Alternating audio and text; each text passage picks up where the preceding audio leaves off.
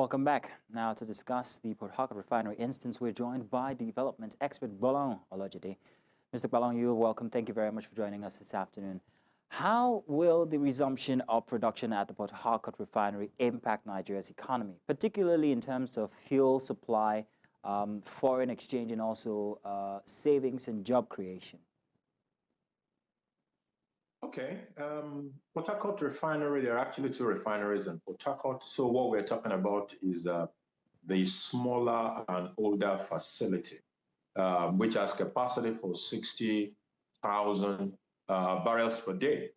And we are told that it is now operating at 70% capacity with an intention to ramp up to 90. So at 70%, that's about 42,000 barrels of oil processing per day.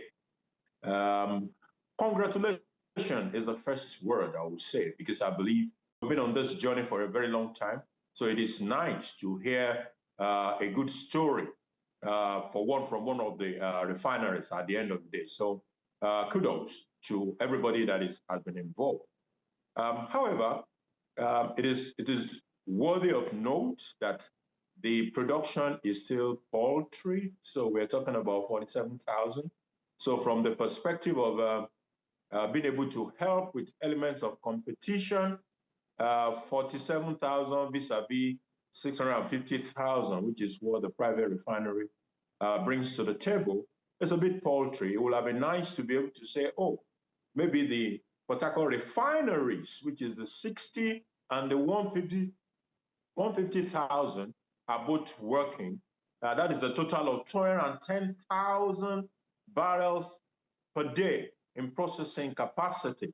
That will be something significant to complement whatever the Dangote refinery and other tiny, other smaller refineries are doing.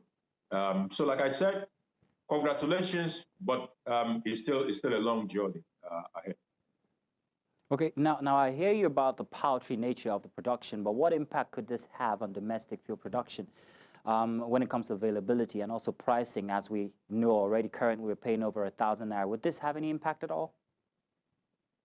Not likely. Number one, it is small relative to the total consumption, so most likely it's going to be a price taker.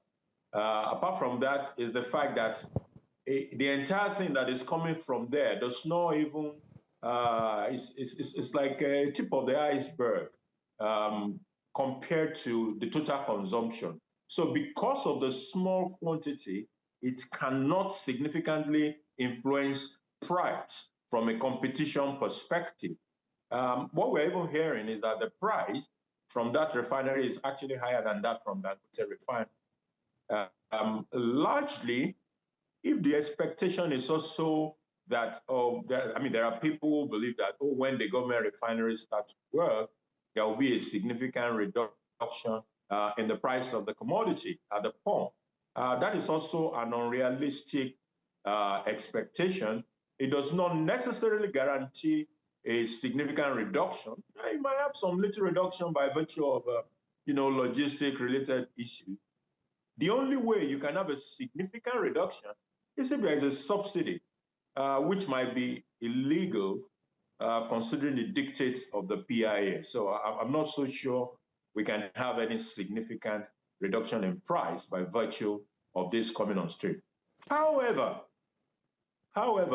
it adds to the pool of domestic production. As the domestic production is growing, what it means is that the money spent on importation, the dollars that we spend on importation will start to reduce. If it reduces, and we are told that this constitutes a chunk of the demand for dollar. So if domestic production takes care of that and we don't have to import refined products, it means we can save the effects that we currently spend importing. The other part of that argument is that we will now produce more than we can consume domestically, and we have an opportunity to export the excess and earn foreign exchange. So what measures do you think should be taken to ensure the long-term sustainability and efficiency of the Port Harcourt refinery? How How will the government address the challenges that relate to maintenance or funding or environmental impact? Government has not shown itself to be able to run anything called business.